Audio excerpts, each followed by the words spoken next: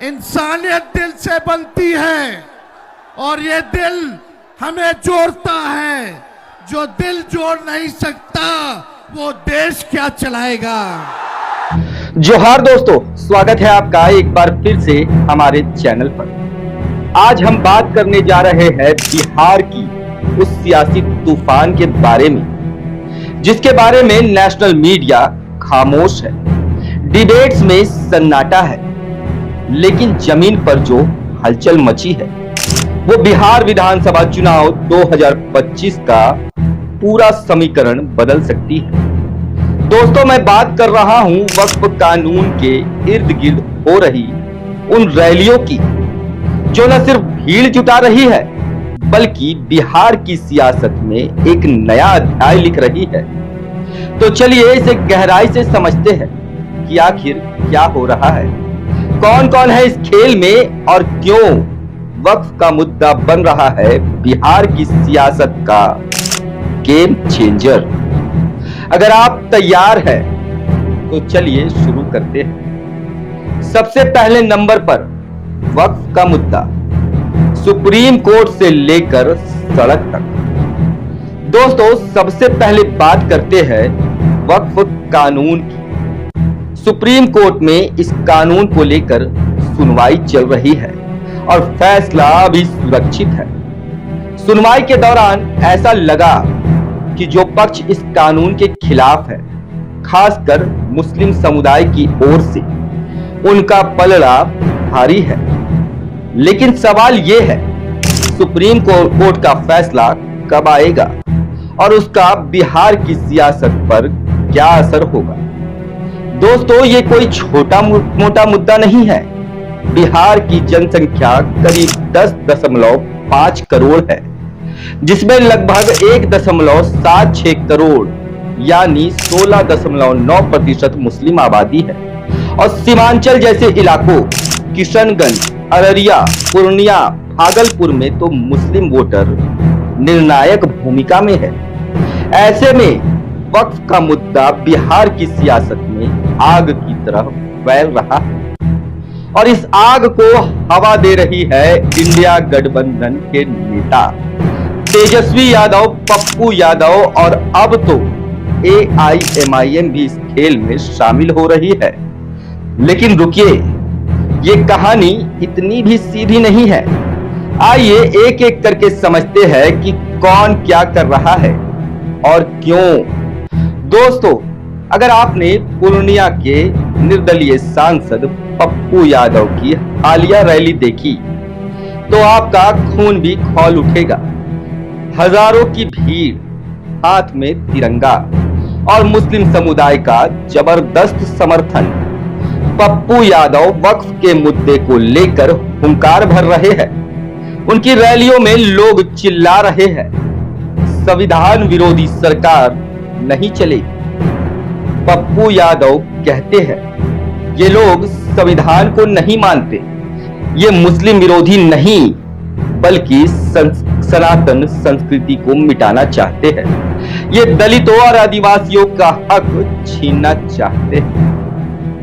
दोस्तों, पप्पू यादव औपचारिक तौर पर कांग्रेस के नेता नहीं, वो निर्दलीय सांसद है, लेकिन उनकी रैलियों में जो भीड़ उमड़ रही है वो बता रही है कि वक्फ का मुद्दा कितना बड़ा हथियार बन चुका है।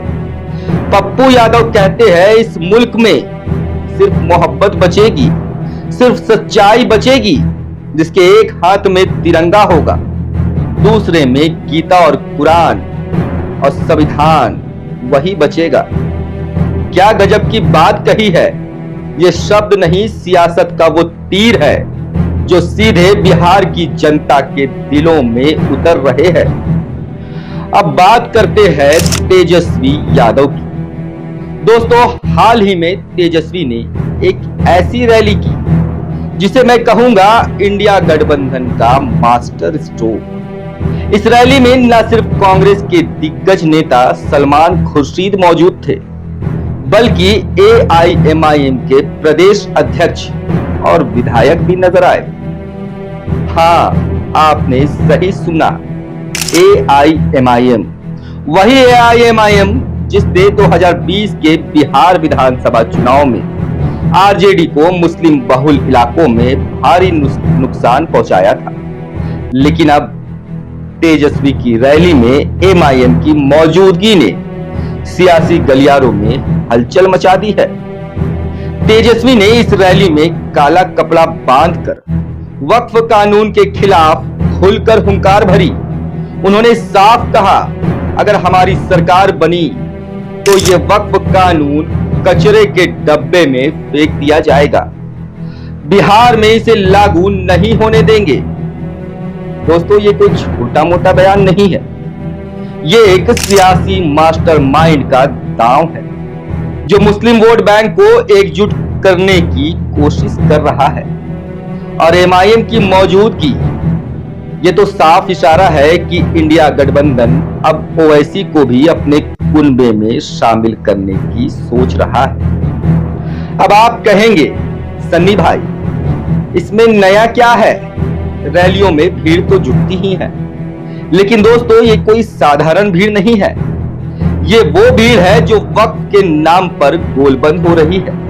ये वो भीड़ है जो संदेश दे रही है कि बिहार में मुस्लिम वोटर अब बटने वाला नहीं है। दोस्तों, अब आते हैं असली सवाल पर। आखिर इंडिया गठबंधन ऐसा क्यों कर रहा है, इसके पीछे क्या रणनीति है? देखिए, बिहार में 8 करोड़ के आसपास वोटर हैं और इनमें से 1.76 करोड़ मुस्लिम वोटर है। एक बड़ा वोट बैंक।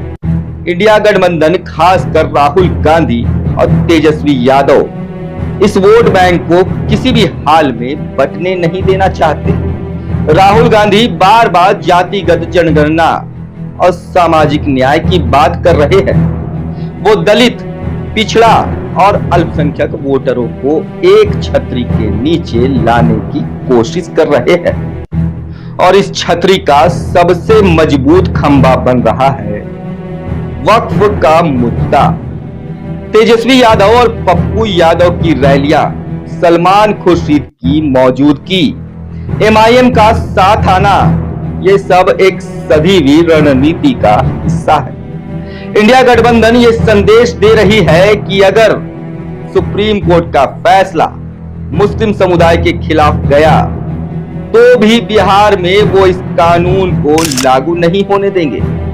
ये एक तरह का कॉन्फिडेंस है जो वो मुस्लिम वोटरों को देना चाहते हैं। अब जरा दूसरी तरफ का रुख देखिए, बीजेपी क्या कर रही है। दोस्तों, बीजेपी की कोशिश है कि वो पसमानदा मुस्लिम वोटरों को अपने पाले में लाए। आपको याद होगा, ईद के मौके पर बीजेपी ने सौगात मोदी के नाम पर किट्स बांटे थे। लोकसभा और राज्यसभा में उनके नेता बार बार पसमानदा मुस्लिम का जिक्र करते हैं। लेकिन दोस्तों, ये कितना बड़ा विरोधाभास है। बीजेपी दिन रात हिंदू मुस्लिम की राजनीति करती है और फिर उम्मीद करती है कि पसमानदा मुस्लिम उनके साथ आ जाएंगे। अरे भाई, अगर इतनी ही चिंता है पसमानदा मुस्लिम की, तो 2024 के लोकसभा चुनाव में एक भी पसमानदा मुस्लिम को टिकट क्यों नहीं दिया? विधानसभा में भी बीजेपी मुश्किल से मुस्लिम उम्मीदवारों को टिकट देती है। फिर ये पसमानदा का राग क्यों? दोस्तों, ये बीजेपी की पुरानी रणनीति है। मुस्लिम वोटरों में डिवाइड पैदा करो और पसमानदा मुस्लिम के नाम पर कुछ वोट अपने पाले में खींच लो। लेकिन इंडिया गठबंधन इस खेल को समझ चुका है। वक्फ के मुद्दे को वो बार बार इसलिए उठा रहा है ताकि मुस्लिम वोटर एकजुट रहे।